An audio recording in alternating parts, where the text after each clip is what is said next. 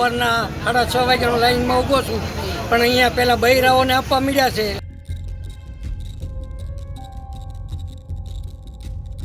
ત્રણ દિવસથી આવું છું, બધે ખેડી ખાતર આપે. હવે 15-20 વીઘા જમીનમાં 2 ખેડી ખાતર શું થાય? હોર્મુઝ સંકટ વચ્ચે પેટ્રોલ અને ડીઝલના ભાવ આસમાને પહોંચી ગયા છે, તો બીજી તરફ અમરેલીથી સમાચાર સામે આવ્યા છે, જેમાં ખાતર માટે ખેડૂતોની લાંબી લાઈનો જોવા મળી છે. અમરેલીના લાઠીના આ વિડીયો સોશિયલ મીડિયામાં ખૂબ જ વાયરલ થઈ રહ્યા છે, જેમાં ખેડૂતો સવારે 5 વાગ્યાથી લાઈનમાં ઊભા રહ્યા છે. આ કારણે અમરેલી જિલ્લામાં ખેડૂતોમાં ભારે ચિંતાનું મોજું ફરી વળ્યું છે. તો આવો જાણીએ સમાચાર વિસ્તારથી. નમસ્કાર, જમાવટ સાથે હું છું પાર્થ.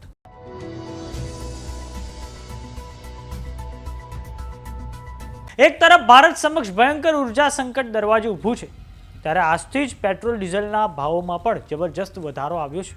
તો બીજી તરફ સૌરાષ્ટ્રના અમરેલી જિલ્લાથી કેટલાક ચોંકાવનારા દ્રશ્યો સામે આવ્યા છે, જેમાં ખેડૂતો ખાતર માટે લાઈનોમાં ઊભા છે. અમરેલીના લાઠી ખાતે યુરિયા ખાતર મેળવવા માટે સવારે 5 વાગ્યાથી ખેડૂતોની લાંબી લાઈનો લાગી હતી. ખેડૂતોને યુરિયા ખાતરની માત્ર 2 થેલી જ આપવામાં આવતી હોવાના કારણે ભારે રોષની લાગણી જોવા મળી હતી. ખેડૂતોનું કહેવું છે કે હાલ ખેતીના મહત્વના સમયગાળા દરમિયાન ખાતરની જરૂરિયાત વધુ હોવાથી પૂરતું ખાતર ન મળતા મુશ્કેલી વધી રહી છે. બીજી બાજુ ખાતરમાં ભાવ વધ્યો છે, તેમ છતાં ખાતર નથી મળી રહ્યું. ખાતર લેવા માટે દૂર દૂરના ગામડામાંથી આવેલા ખેડૂતોને કલાકો સુધી રાહ જોવાનો વારો આવ્યો હતો. આવો નજર કરીએ દ્રશ્યો પર, જે અમરેલીના લાઠીથી સામે આવ્યા છે.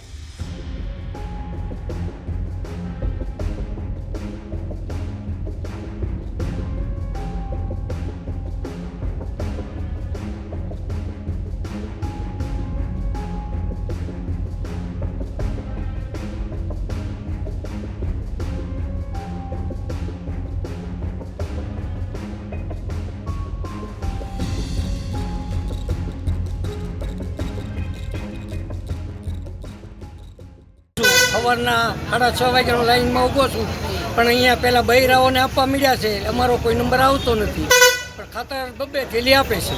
3 દિવસથી આવું છું, બધે ખેડી ખાતર આપે. હવે 15-20 વીઘા જમીનમાં 2 ખેડી ખાતર શું થાય? અહીં રિક્ષાવાળો મળે નહીં, 50 રૂપિયા દે જાય. ગામડાવાળા ગામમાં હોય તો હજી કાંઈ ઠીક, ગાડીમાંથી લઈ જાય. અમારે કઈ રીતે ખાતર લઈ જવું? પશ્ચિમ એશિયામાં એક તરફ સ્ટ્રેટ ઓફ હોર્મુઝ પર ઈરાનનું નિયંત્રણ યથાવત છે, તો બીજી તરફ ઈરાનના બંદરોની નાકાબંધી અમેરિકા દ્વારા ચાલુ છે. આ કારણે બંને દેશો વચ્ચે જે વાર્તાલાપ છે તે અટકી ગયો છે. આંતરરાષ્ટ્રીય બજારોમાં ક્રૂડ ઓઇલના ભાવોમાં પણ જબરજસ્ત વધારો થયો છે. આ કારણે આપણી જે ઓઇલ કંપનીઓ છે તેમને માસિક 30,000 કરોડનું નુકસાન વેઠવાનો વારો આવ્યો છે. અને હવે સરકાર દ્વારા આજથી પેટ્રોલ અને ડીઝલના ભાવોમાં વધારો કરી દેવામાં આવ્યો છે. તો સમાચારોમાં અત્યારે બસ આટલું. જોતા રહો જમાવટ. જો તમે અમને યુટ્યુબ પર જોઈ રહ્યા તો સબસ્ક્રાઇબ કરો, જો તમે અમને ફેસબુક પર જોઈ રહ્યા તો ફોલો કરો. સાથે જ અમારી વોટ્સએપ ચેનલ આવી ગઈ છે, જોઈન કરવાનું ના ભૂલતા. નમસ્કાર.